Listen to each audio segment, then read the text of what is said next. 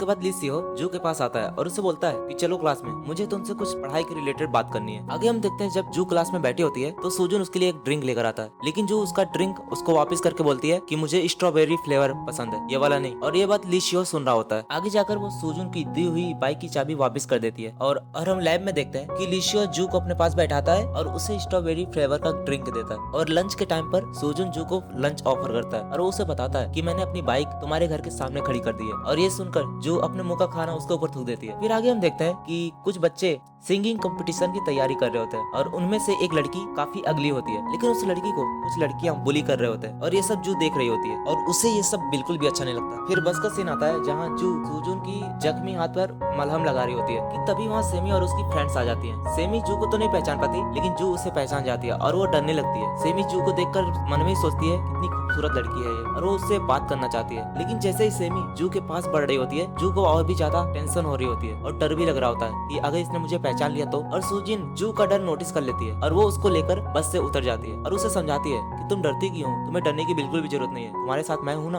उसके बाद जब जू घर आती है वो देखती है कि सुजुन के बाइक पर उसका भाई बैठकर मजे ले रहा होता है और वो उसे डांटती है। और तभी जू का भाई लिशियो को कॉल करता है, लेकिन तभी वहाँ जू आ जाती है और वो कॉल कट कर देता है। फिर जू अपने कमरे में जाकर लिशियो को कॉल करती है। तभी शियो बोलता है कि वो उसका कोट देने वापस आती है, तो जू उससे मिलने चली जाती है और दोनों आपस में काफी स्वीट मोमेंट्स बिताते हैं। वो दोनों साथ में बास्केटबॉल भी खेलते हैं और बास्केटबॉल खेलते खेलते एक समय आता है जहाँ जू गिरने वाली होती है, लेकिन लिशियो उसे पकड़कर बचा लेता है। और जब लिशियो उसे घर छोड़ने जाता है तो वहाँ पर सुजुन का बाइक देखकर वो जू को बोलता है कि इस बाइक की चाबी मुझे दो, मैं ये सुजुन को लौटा दूंगा। अगले दिन जब जू स्कूल जा रही होती है तो वो बाहर आकर देखती है कि सुजुन का बाइक वहाँ पर नहीं खड़ा होता, तो वो सोचती है कि लगता है लिशियो बाइक उठा कर लेकर चला गया। कि तभी सुजुन को फोन आता है कि उसकी बाइक जू के घर के आगे नहीं है और लिशियो उसके पास आकर बोलता है कि तुम्हारी बाइक मैंने वहाँ से हटा दी है, ये लो तुम्हारी बाइक की चाबी। और तभी जू वापस से देखती है कि कुछ लड़कियां गुलमुल को परेशान कर रही होती है और ये देखकर उसे अपने पुराने स्कूल के दिन याद आने लगते हैं जब वो अगली थी और बाकी लड़कियां उसे परेशान करती थी। वो गुलमुल से जाके बात करती है कि मैं तुम्हें ठीक कर दूंगी और वो उसे बहुत ज्यादा एम्ब्रेस करती है और मोटिवेट करती है। फिर हम आगे देखते हैं कि जू बस स्टॉप पर बैठकर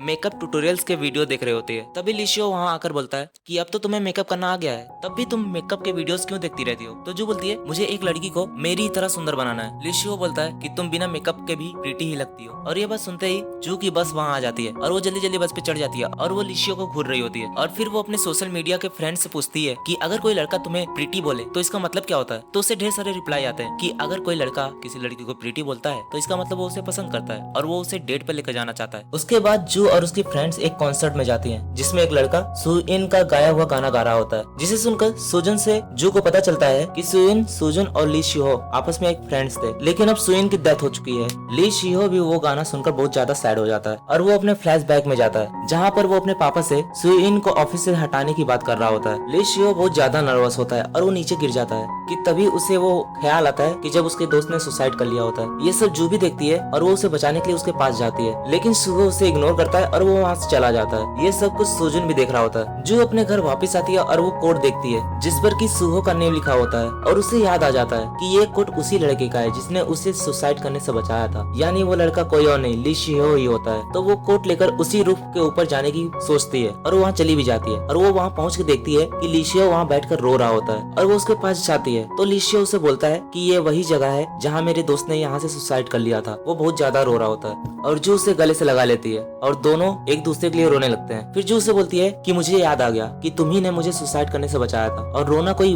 गलत बात नहीं है, तो हमें रोना चाहिए, तुम रो सकते हो। और उसे बहुत समझाती है। लिशियो दोबारा से अपने फादर के बारे में सोचने लगता है जहाँ वो अपने पापा से बोल रहा होता है कि ये आपने क्या अनाउंस कर दिया कि आप उसे कंपनी से निकाल रहे हो। फिर सुजुन का सीन आता है जहाँ उसकी बहन उसे बता रही होती है कि जब मुझे कुछ लड़कियां बुली कर रही थी तो उसे जू ने ही बचाया था। सुजुन को भी ये बात अच्छी लगती है। फिर स्कूल का सीन आता है। ली शिहो जू को देख रहा होता है, लेकिन जू उसको इग्नोर करके वहाँ चली जाती है और सुजुन भी उसके पास आकर थैंक यू बोलना चाहता है क्योंकि उसने उसकी बहन की मदद की, लेकिन वो अपने फ्रेंड्स की वजह से उसे थैंक यू नहीं बोल पाता। फिर उसके बाद एग्जाम टेस्ट के रिजल्ट दिखाए जाते हैं जहाँ पर सुजिन का सेकंड रैंक आया होता है, लेकिन वो अपने रैंक से खुश नहीं होती। वही हम जू के मार्क्स देखते हैं जिसका ग्रेड बहुत ज्यादा कम आया होता है और तभी उसके मॉम का उसके मोबाइल पर मैसेज आता है कि मैं स्कूल आ रही हूँ तुम्हारे मार्क्स देखने। और जब उसकी मॉम स्कूल आती है तभी शिहो के फादर भी वहाँ आते हैं और जू की मॉम तो पहले से उनकी बहुत बड़ी फैन थी, तो वो जू के रिपोर्ट कार्ड पे ही उनका ऑटोग्राफ लेने लगती है। ये सब देखकर जू भी वहाँ से भाग जाती है, ये सोचकर कि ये कितना ज्यादा एम्बैरेसिंग मोमेंट है उसके लिए। तभी ये बात स्कूल में पूरी तरह फैल जाती है कि वो सेलिब्रिटी कोई और नहीं लिशियो के फादर थे, जिससे कि लिशियो नाराज होकर वहाँ से चला जाता है। और तभी जू को पता चलता है कि शिहो का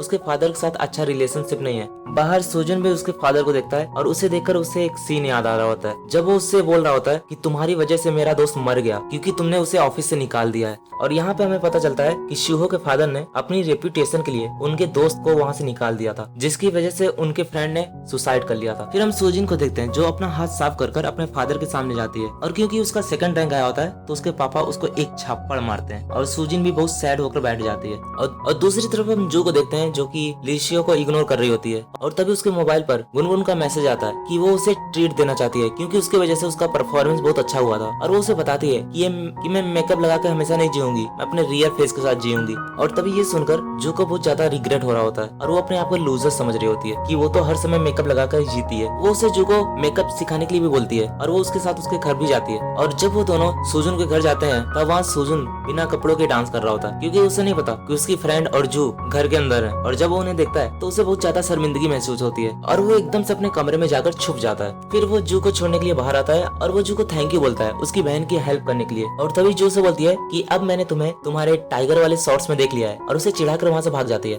फिर सुजुन को हम देखते हैं जो कि उसी कॉमिक बुक स्टोर पे गया होता है, लेकिन वहाँ पर जू की मॉम भी होती है। जू की मॉम लिशियो को देखकर पहचान जाती है ये तो वही स्टार का लड़का है, और वो उसे जबरदस्ती कुछ भी करके अपने घर ले आती है। और जू जब अपने घर जाती है तो वो देखती है कि शिहो पहले से उसके घर में है, और जू का भाई लिशियो को देखकर बोलता है कि तुम तो वही लड़के हो ना जिसे जू का सच पता है कि वो एक अगली लड़की है, प्लीज ये बात किसी को मत बताना। और वो दोनों अच्छे दोस्त भी बन जाते हैं। फिर वो सब साथ में डिनर करते हैं और फिर जू लिशियो को बाहर छोड़ने आती है, लेकिन वो उसे बिना कुछ कहे जल्दी से अंदर भी चली जाती है। फिर अगले दिन जू अपनी बहन के साथ एक स्पा जाती है जहाँ पर सेमी और उसके फ्रेंड्स जू को दिख जाते हैं और वो लोग जू को परेशान करने लगते हैं, बुली करने लगते हैं। और जू जब अंदर जा रही होती है तो लिशियो भी उसे देख लिया होता है, और उसके बाद जू सेमी और उसके फ्रेंड से बच के बाहर भागती है। और तभी बाहर आके उसे याद आता है कि वो अपना आईडी कार्ड अंदर ही भूल गई है, जो कि सेमी देखने वाली होती है, लेकिन तभी लिशियो वो आईडी कार्ड उससे छीन लेता है और वो आईडी कार्ड उनसे छीन कर वो जाकर जू को दे देता है। और वो जू को अपनी कैप पहनाकर उसे बोलता है कि अब तुम सेफली घर जाओ और किसी को पता नहीं चलना चाहिए कि ये तुम हो। फिर स्कूल का सीन आता है जहाँ जू सुजुन को उसके शॉर्ट्स की वजह से